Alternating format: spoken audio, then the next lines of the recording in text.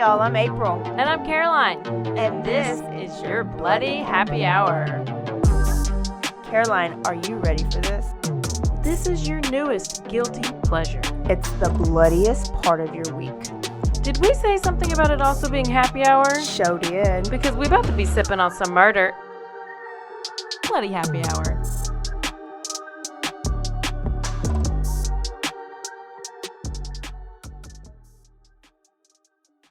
Hey y'all, this is April. And this is Caroline. She's back. I'm back. Voice is normal. No more Cassandra. It's getting close. It's a little bit, but it's basically there. She may cough up a little bit of Cassandra here and there. Yeah, Cassandra just creeps in a little bit without warning. Silly lady. So this is your Bloody Happy Hour, and this is Turn Up Tuesday. We got a quickie for you. Yep, we got some good stuff.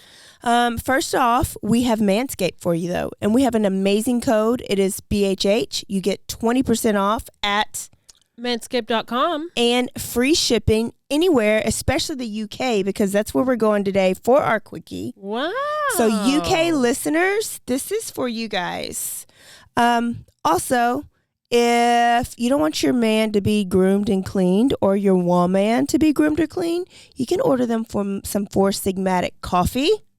Wow, look at that. Drink coffee like the Finnish people do and add a little bit of mushrooms. And I'm pretty sure mushrooms are aphrodisiac. Sounds good to me. Okay. So you're going to get laid and you're going to have a bunch of focus, clarity, energy, all the things, and you'll still poop. Where do they go? What more could you ask for? You go to go.foursigmatic.com/happy hour. And you get 30% off with this one. And if you don't like coffee, there's tons of other things you can try and still get all the benefits.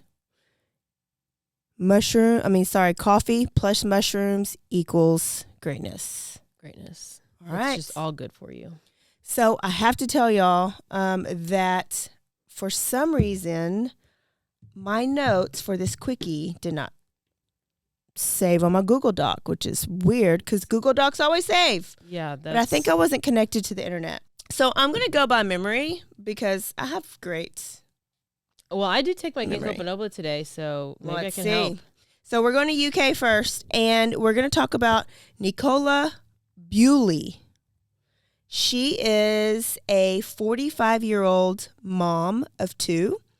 In my article, it says mum of two because we're in the UK. That's what they say. So on January 27th, she takes her kids to school.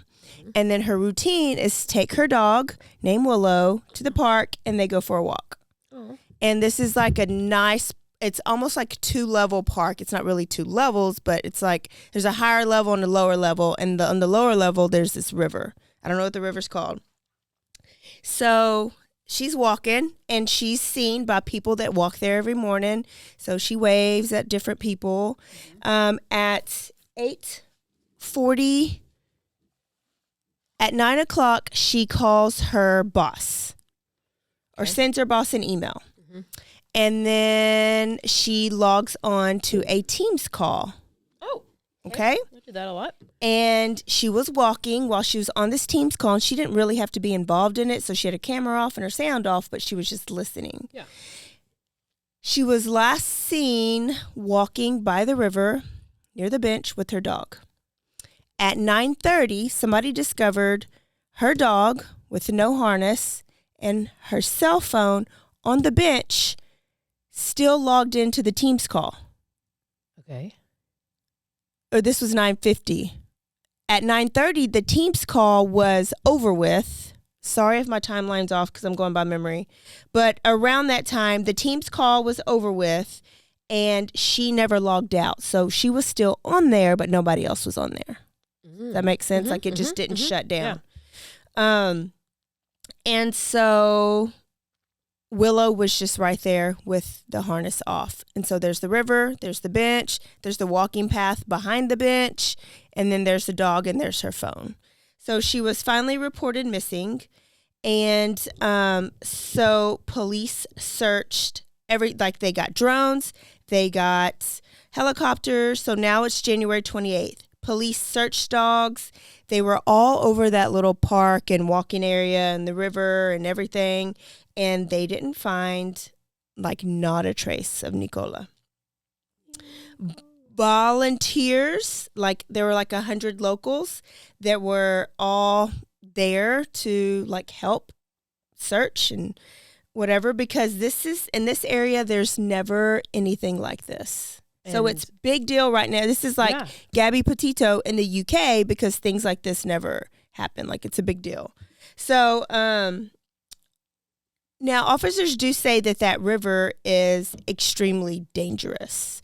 So they're wondering, could she have fall into the river? Oh, she just threw her phone and landed on the bench and still on the team's call? And then took off her dog's harness. Yeah. And then got in there. So on January 30th, the police say that their working hypothesis is that she either fell into the river or she might have walked in to commit suicide, just like walked in the river and drowned herself, which that just doesn't happen. No. You don't walk in the river to drown yourself. You like jump off a bridge maybe into the river to drown yourself. But yeah. So her family is like, I'm pretty sure police don't make decisions off of a hypothesis. Like, you should keep an open mind. So now they're in the news and they're like, everybody, please keep an open mind. There's no like logical evidence that she is in the river or that she would have committed suicide. And supposedly it's a very muddy area right there between the bench and the river. So you would have been able to see foot tracks, or if she slipped, like slide tracks or something, and it was untouched. So family's like, I'm not with this right now. And so police are like, yeah, we kind of think she's in the river. So this team, it's kind of like our Adventures with a Purpose. Yeah. They're called something else. I'll say it if I find it. But that's what they are in the UK. They volunteer to come and dive this river. And it's just like a long, like narrow river, like the Guadalupe or like our Brazos River here. And they were going to use sonar to see if they can detect anything. They dived and searched for days. 5 miles down from the bench where she would have gone in the water, on each side, and then on the edges, and then deep down in the middle. And they found nothing. So, by February 6th. Monday.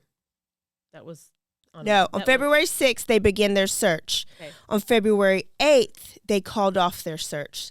So they searched the 6th, the 7th, and then later on the 8th, they called off their search and just said that they, this is the Specialist Group International. That's what the team is called. Oh, okay. They said that they don't think that she is in the water. And if she is, if she is, she's way further down. But I don't know. Yeah. So the leader of this group, Peter Falding, did say that he thinks that Nicole's phone on that bench is a decoy to lead people to the river when she's really maybe not in the river. And you know what I thought of? Sherry Papini, when she just placed her phone in a piece of her hair. Yes. You know, wrapped up her. Yeah. I'm not saying Nicola is a Papini, but that was a decoy, so this could also be a decoy. Would have just like if you're just gonna leave your dog there? I know, but I knew you were gonna say that. But she's also leaving her kids, so it's probably easier to leave your dog than your kids. Somebody with kids would say. Caroline would not. Caroline would be, the kids are fine. Let me just take Parker. Jax will be fine. Let me take Parker. Yeah, but the kids, at least where's the baby daddy? Yeah, she's got a husband. We're gonna get there. Oh. Look at us both. We might need some Ricola. So there is all the exits. Most of the exits to this park have a camera.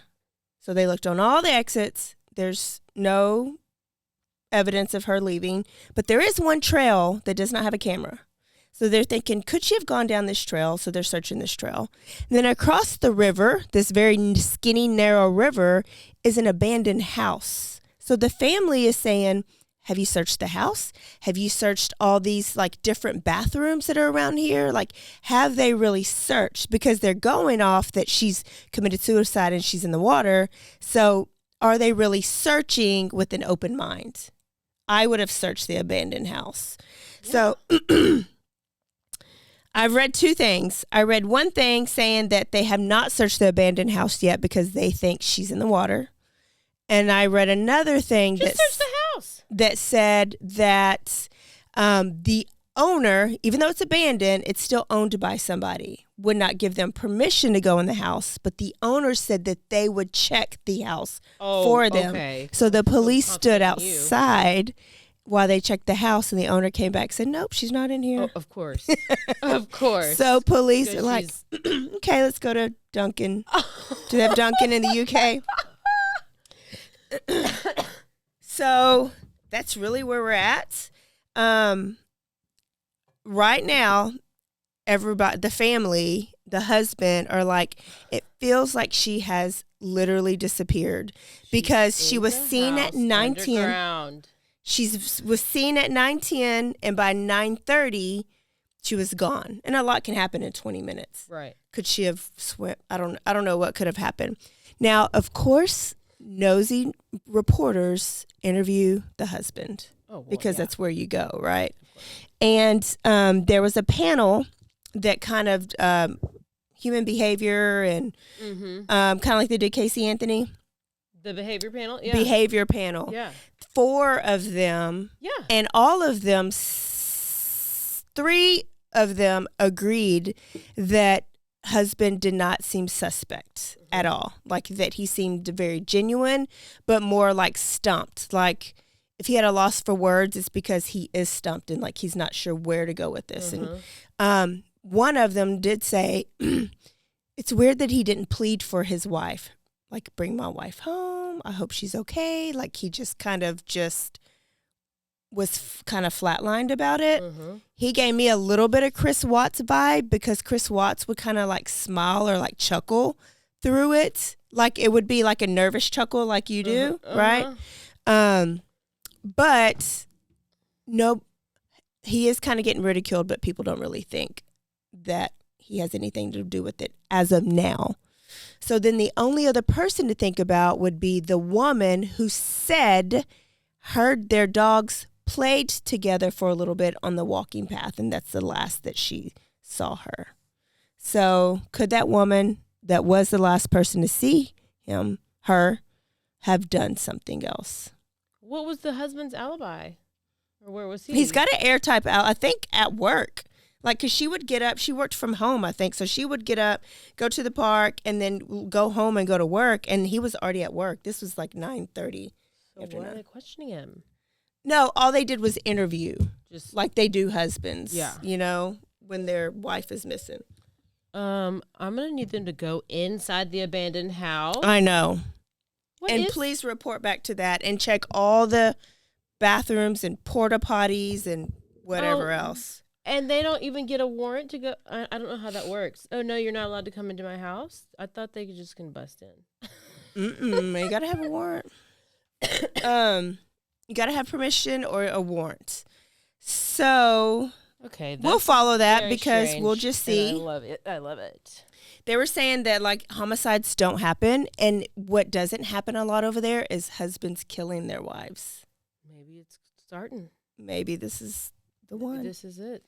So there's Nicola. We will follow that. Nicola, what's her? Bulley, Bulley. And then we talked about her a little bit last week. Lindsay Clancy. Oh. Yes. They had her hearing. I watched it. Yes. I watched did the too. whole thing. Okay, so. What? And now a word from our sponsors.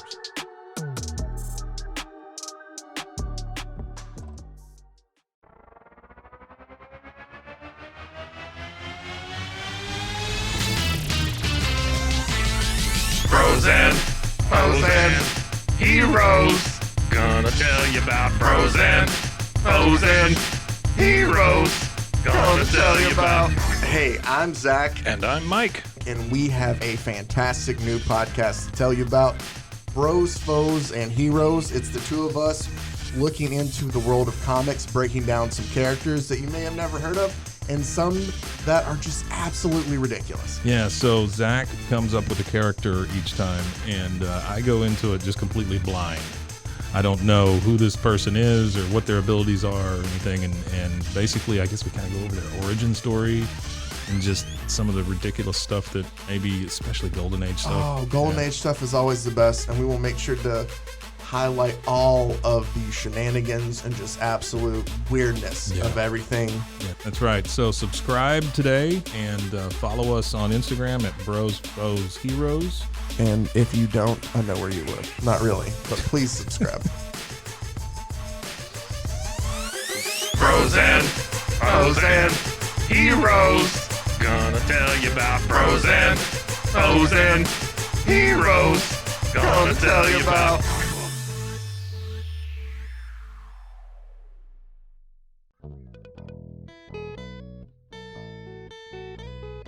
Hi, this is Sarah. And I'm Carter. And this is Some of Our Thoughts.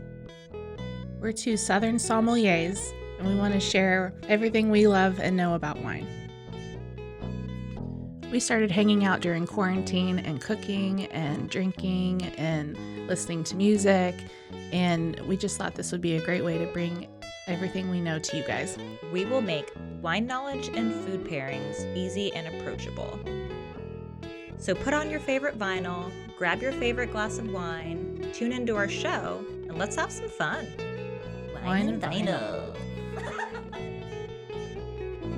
So check us out on roguemedianetwork.com or wherever you get your favorite podcast.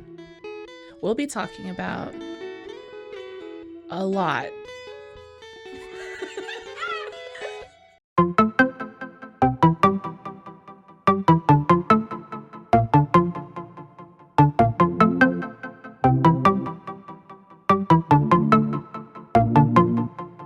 Welcome to One Star Rewind, a new podcast about those dreaded one-star reviews that every business owner hates to receive, but yet every customer loves to read. During this podcast, we will peel back that one-star review to better understand how it happened, when it happened, and what the business owner is doing after receiving that one-star review. This podcast will be about love, hate, and laughter.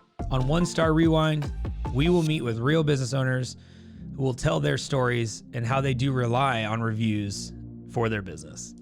Follow us on Facebook, Instagram, or download us at roguemedianetwork.com. Please subscribe, but only rate and review for not a one-star review. Join us each time for a new review and a new story.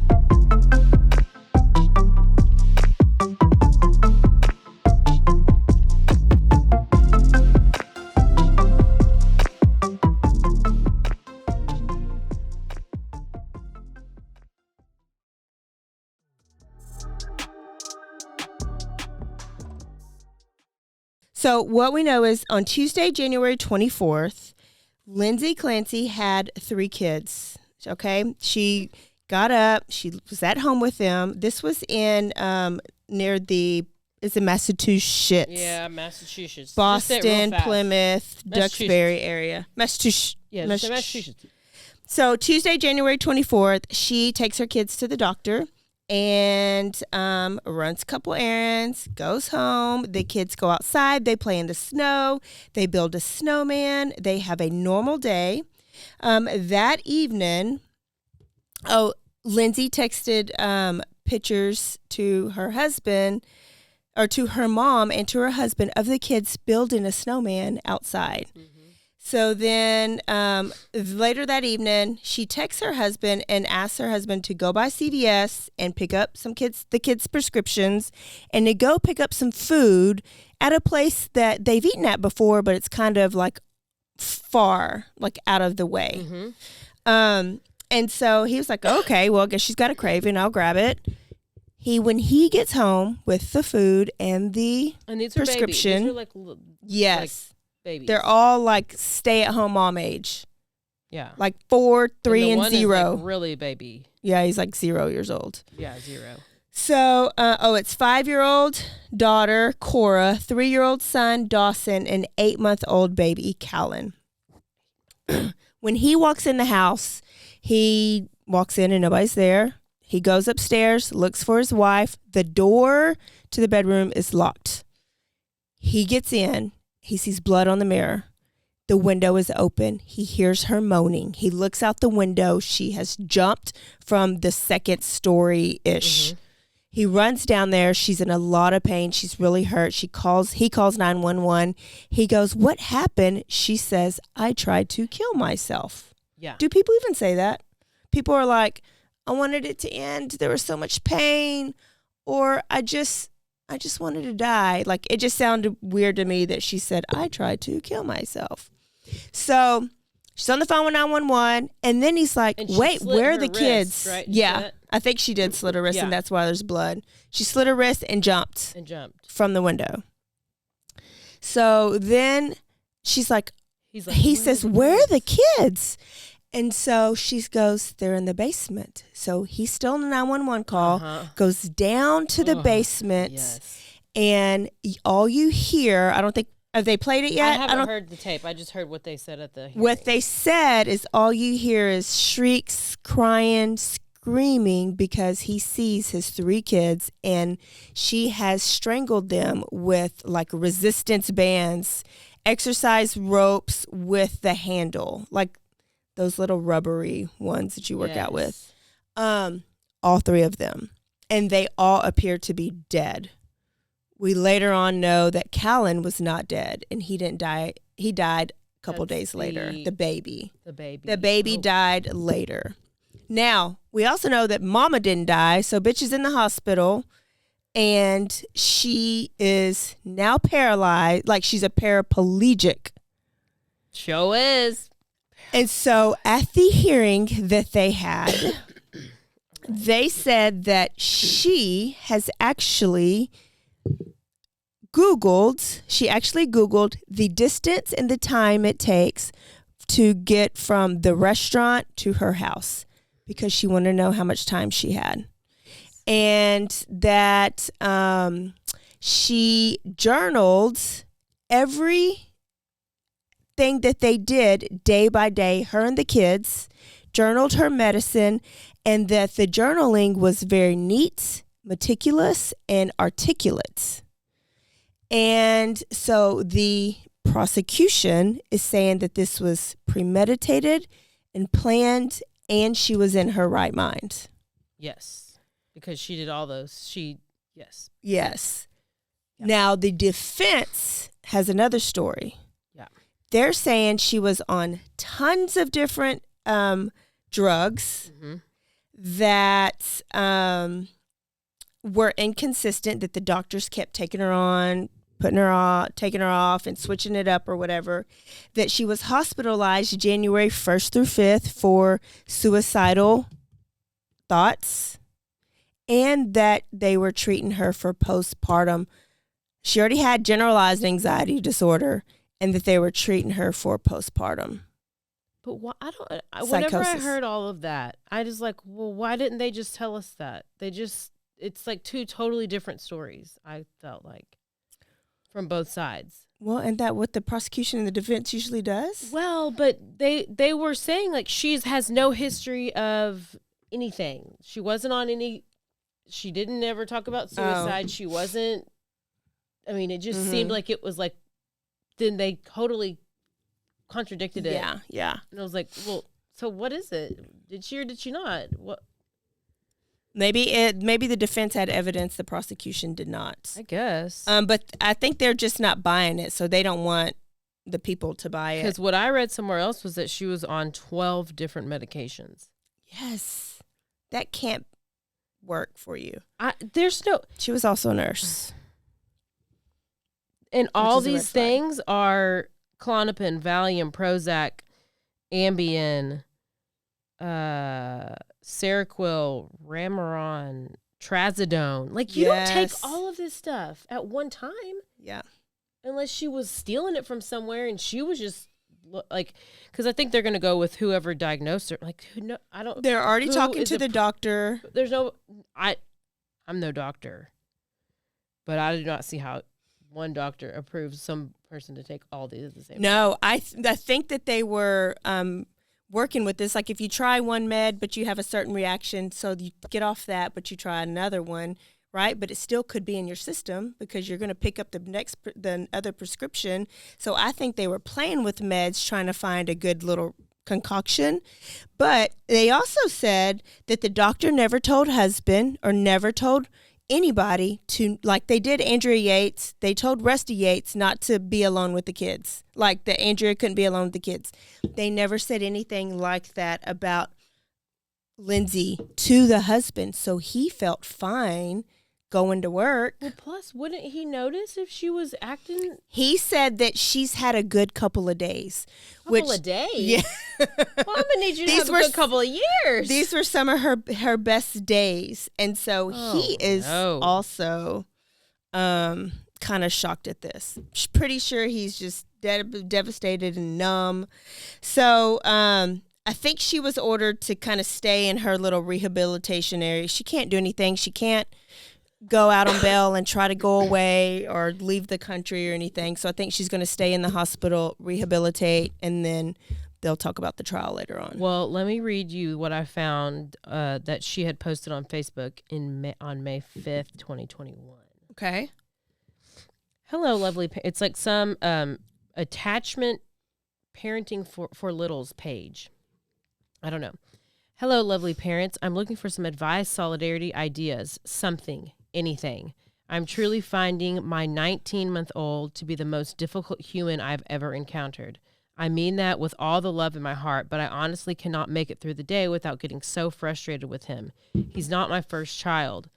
So not to compare, because I know that every child is different, but just for background, this isn't my first rodeo.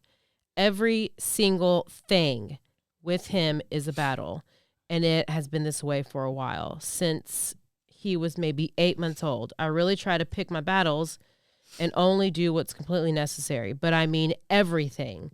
Getting out of his crib in the morning and going downstairs, changing his diaper, getting him dressed, getting him in and out of his seat, getting him in the car seat, getting him out of the car seat, putting on his jacket and his shoes, go outside, having to come inside when it's time to go to sleep for his nap at night.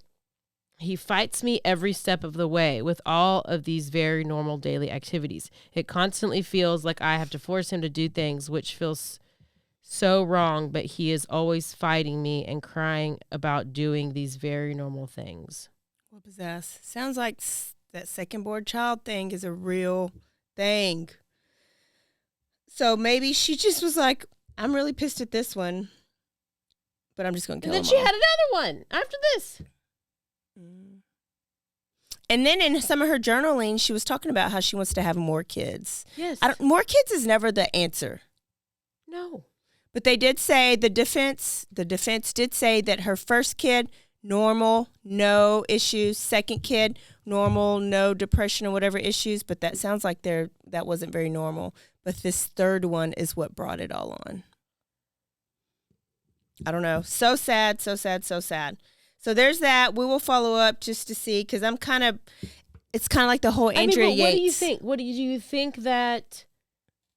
do you think? Do you think she just snapped and killed her kids, or do you think she's like had some kind of mental psychosis? I would need to know. I would need to know more. I would need to know, did she journal everything all the time? Like, was she that meticulous, or was this like new behavior? I would need to know, like the doctors. Because with Andrea Yates, I do remember we both were like, there was crazy. A lot of But we didn't know that in the beginning. We didn't know that until way afterwards. Oh. So I'm glad that they're going to let her rehabilitate so that they can investigate, because I would like to know, supposedly she was off of work because it's been an issue, like her postpartum or whatever. Well, so I would just like to know more. I just know she was sitting there from her hospital bed with that face mask on, just watching the whole thing. But so she's there. She just can't move. Mm-mm. Can you imagine Okay, so if it was a psychotic break, The first thing she did also was she had a whiteboard, and the first thing she did was ask if she needed a lawyer. Yeah, which prosecution did say she knew what she did. But can you imagine, what if it was a psychotic break or like bad medicine? Like you take some medicine that you trusted because the doctor gave it to you and you're a nurse and nurses believe in medicine, and then you wake up paralyzed and you find out you killed your kids. It's a bad day for you. Oh, Bad worst day ever. Okay. And then this is my last one. This is really quick. We're going to post a picture of a kid that was found. He's not a kid, he's a teenager. He was found in Midland. He is a teenage boy with autism who is nonverbal. He was found on January 29th. In Midland, Texas, in an alley near like this housing area, like where houses are, in an alley, right? Mm-hmm. He cannot speak to the police. He has been able to write his name, and he's wrote down the name Cardarius. He's tall, he's lanky. His picture has been posted everywhere, right? Now, you got a lot of sleuths and a lot of people, because this is everywhere. They're like, what if they were passing through Midland and they're not from here? So we need this to go nationwide. 14 years ago, a little boy named Ajur Desir, who is autistic and nonverbal, went missing in Florida. No one has reported something. Went missing in Florida. And the family never found him. They never found a body. They never found out what happened to him. People think that Ajir looks like what this kid, maybe Cardarius, could have looked like as a young boy. Exactly like him. As a young boy.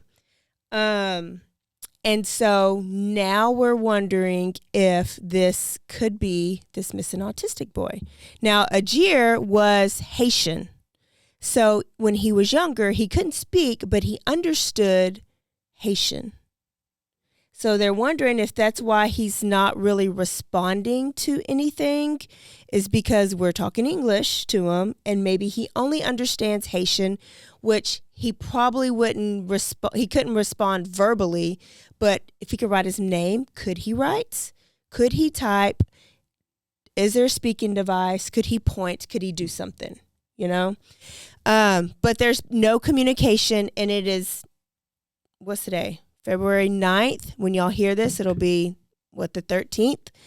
No. It'll be Caroline's birthday! That's Monday. This comes out on Tuesday. So it'll be the 14th when they hear this. Okay. Happy birthday, Caroline! Ah! So, they know nothing. Not one person has come forward and said, oh, that's my son, that's my nephew, that's my grandson, that's my nobody. Not one person. Not even, because I was like, oh, his teacher's coming forward. Because when you're a special ed teacher, especially somebody with special needs like this, you usually teach your kids for a couple years in a row. Yeah. So you almost become like a mom to these kids. I just knew a school district or a teacher or something would have come forward and said, yeah, that's so-and-so. He goes to so-and-so high school. Not one person. So does that mean he has not been in school? And if no caretaker has come forward, does that mean he was stolen? Why would they steal him? So does that mean he has never been to school? And then does a person not coming forward mean guilty? Like that they weren't supposed to have him? Oh. Like that they kidnapped him from Florida. Yeah. So if they kidnapped him when he was a baby, then now he's missing from the kidnappers? Or he got away. How would he even know where to go? He didn't. He was walking in an alley. I know. People found him. Because if he wasn't hidden, or if he was a part of the community, a neighbor, somebody from the grocery store, somebody would have come forward and said, oh yeah, I've seen that kid down at this corner at this house. Like, what would the use be for? Like, why would you kidnap an autistic kid? Is what you're saying? Yeah. Yeah.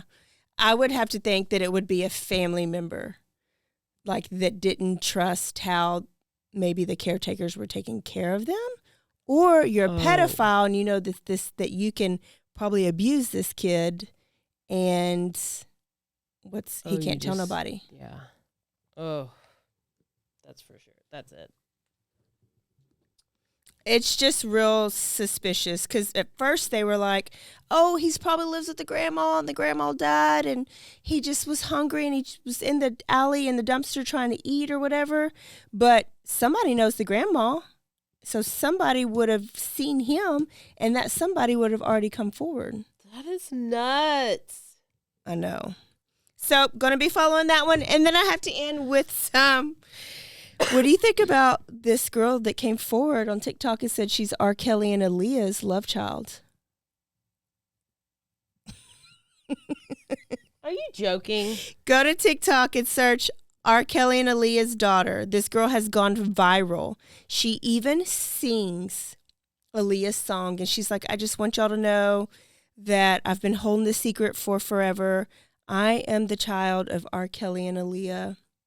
And she's saying all these things to prove her. You look in the background, there's all these pictures of Aaliyah, and she's like, I did not grow up with my mom, and it was just been so sad that I had to keep this a secret, but I wanted to let y'all know, and I sing just like her. And then she sings, and she does not sound just like her. We're pretty sure she's either real crazy or real special. Oh, but then somebody was like, bitch, that's your real mama right there.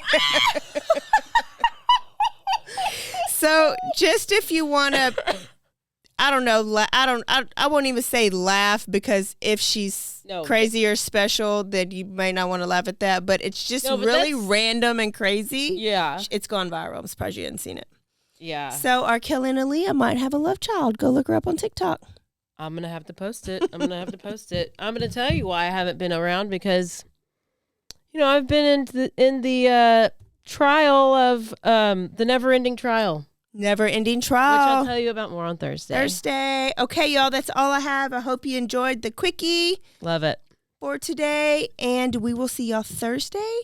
Don't forget to rate, review, and subscribe. Don't forget to stay aware, stay alive, and always be DTF. Bye, y'all. Bye. Love you. Love your show.